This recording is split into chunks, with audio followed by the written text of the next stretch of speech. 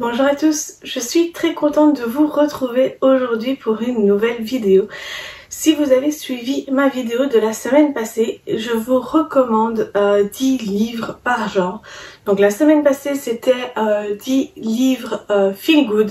Aujourd'hui c'est 10 romans contemporains que je vais vous présenter et que je vous recommande à 100% car ça a été des gros coups de cœur pour moi. C'est des livres que j'ai adorés. Et voilà, que je vous recommande de lire pendant ce confinement qui n'en finit pas.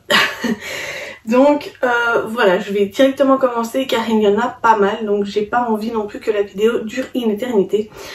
Donc on a tout d'abord Tu as promis que tu vivrais pour moi de Karen Pond. C'est un livre que j'ai adoré. Donc là on suit Molly, Molly qui avait une meilleure amie, Marie, qui est décédée des suites d'une maladie. Et Marie laisse 12 courriers à Molly. Et dans ces 12 courriers, elle lui demande de vivre pour elle. Donc chaque mois, elle a un courrier avec un petit peu d'argent pour pouvoir réaliser un rêve de Marie. Et donc Molly va au fur et à mesure suivre les aventures de Marie en réalité. Et donc c'est une histoire vraiment très touchante qui m'a beaucoup émue. J'ai adoré lire ce livre, il s'est lu très rapidement. Et vraiment j'ai adoré, vraiment je vous le conseille, même si ça traite d'un sujet qui est quand même assez lourd, qui est la mort de la meilleure amie. Vraiment il y a une touche de légèreté qui fait en sorte que le livre n'est pas étouffant, n'est pas suffocant et tout ça. Donc vraiment je vous le conseille vraiment. Ensuite on a Wonder de R.J. Palacio. C'est un livre que j'ai lu il y a un petit moment maintenant et que j'avais beaucoup aimé. Donc là on suit Auguste, donc un jeune garçon qui est atteint d'une maladie qui a déformé son visage. Et donc Auguste, on va suivre ses aventures. En fait il a 10 ans et il va commencer à aller à l'école.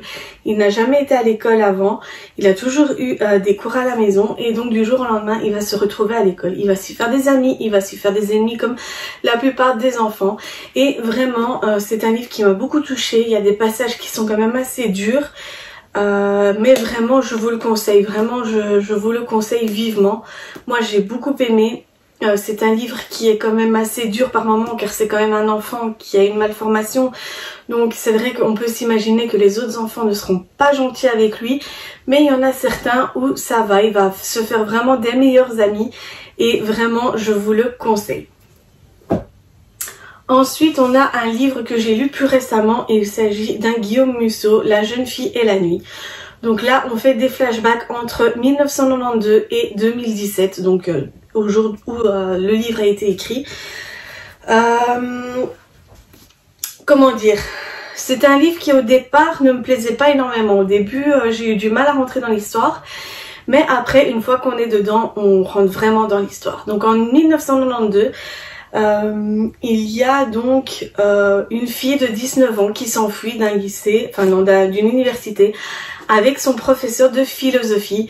Et donc en 2017 ils font une réunion d'anciens élèves dans cette même université et ils vont aller à la recherche d'un cadavre qu'ils ont planqué dans les murs de l'école.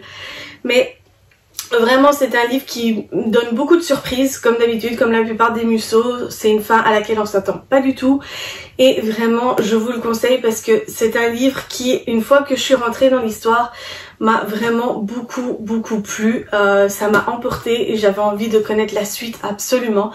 Donc vraiment je vous le conseille.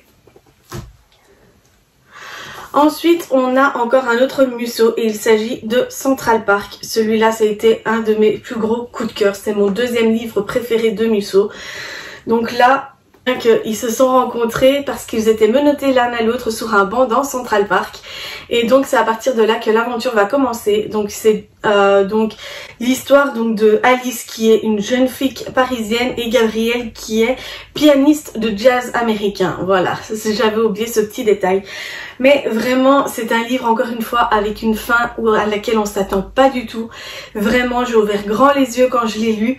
Mais vraiment je vous le conseille parce que si vous voulez un livre qui va vous retourner le cerveau, qui va vous faire réfléchir à 1000% et justement qui va vous faire tomber sur les fesses une fois la fin arrivée, vraiment je vous le conseille. Ensuite on a Parce que je t'aime également de Musso. Là aussi donc c'est une petite fille de 5 ans qui disparaît dans un centre commercial et donc 5 ans plus tard elle réapparaît donc à l'endroit exact où elle a disparu. Elle est vivante mais ne parle pas en fait. Et c'est là que le père va donc faire des découvertes. Vraiment, encore une fois, je vais pas vous en dire plus parce que j'aimerais tellement que vous découvriez ce livre. Vraiment, c'est un livre que j'ai adoré. Je ne m'attendais pas à l'aimer autant, mais honnêtement, vraiment, ça a été vraiment une très bonne lecture. J'ai vraiment beaucoup aimé. Les personnages principaux sont tellement bien faits. L'intrigue est tellement bien faite qu'encore une fois à la fin on tombe sur les fesses parce que vraiment on s'attend pas du tout à ce qui se passe et vraiment je vous le conseille. Ensuite on a La couleur des sentiments de Catherine Stockett. Ça aussi je vous en avais déjà parlé plusieurs fois dans mes favoris, dans mes livres que je ne me séparerai jamais, dans plein de vidéos possibles et imaginables. À chaque fois je vous en parle également dès qu'il y a un coup de cœur ou quoi que ce soit. C'est ce livre aussi. Donc là on suit les aventures de Skeeter qui rêve de devenir écrivain et qui s'allie aux bonnes en fait, aux bonnes qui sont noires à l'époque parce que voilà, dans l'état du Mississippi en 1962 les gens avaient des bonnes noires qui faisaient leur ménage, leur lessive, qui s'occupaient de leurs enfants, etc. Et donc ce livre-ci retrace donc le parcours d'Ebeline, de Minnie Jackson, si je dis, de Minnie tout simplement, et d'autres personnages encore, mais surtout principalement Skeeter, Ebeline et Minnie. Et vraiment c'est un livre que je vous conseille vraiment à 1000%. C'est un gros pavé comme ça quand on voit, mais honnêtement il se lit assez rapidement parce qu'on a tellement envie de connaître la suite, on a tellement envie de connaître la fin de l'histoire.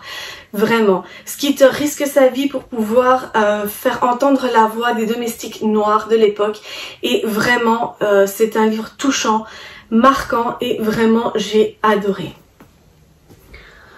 Ensuite on a La vérité sur l'affaire Harry Kéber de Joël Dicker, un livre que j'ai lu en début d'année, que j'avais reçu pour ma Noël en fin d'année passée.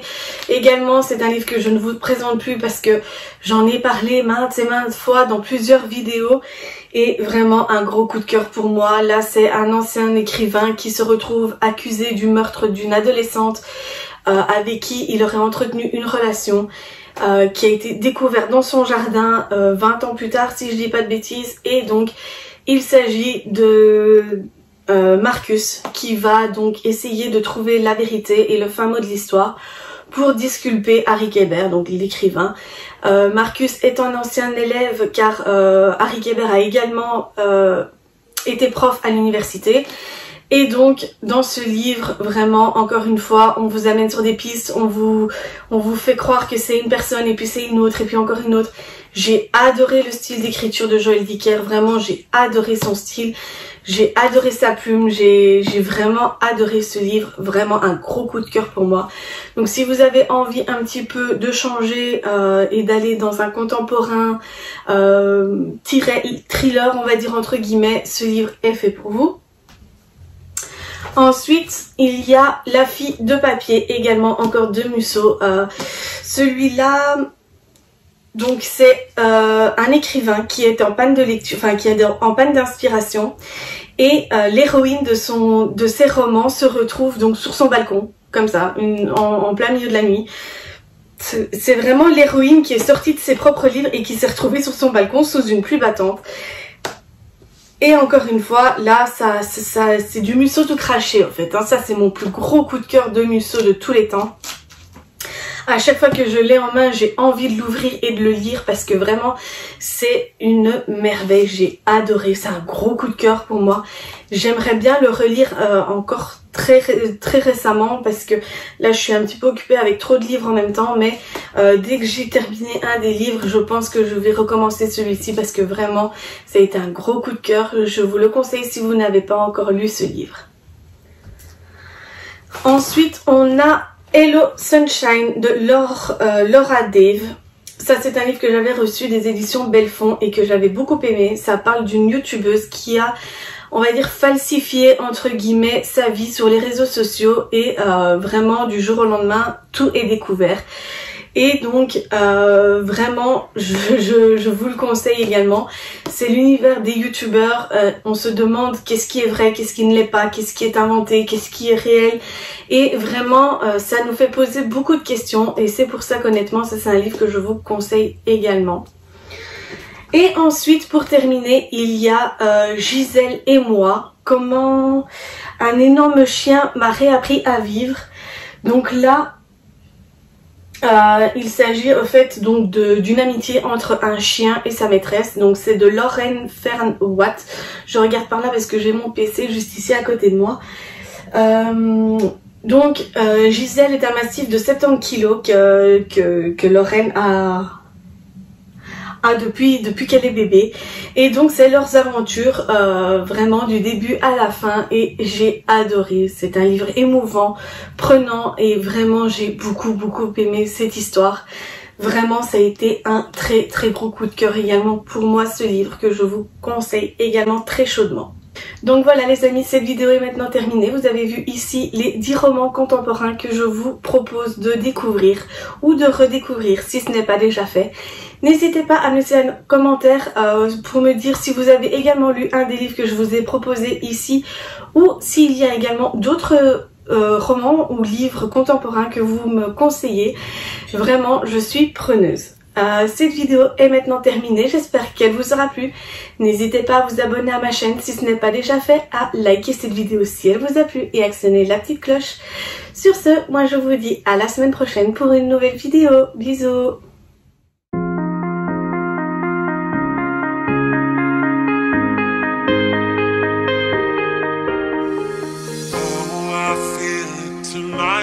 Something inside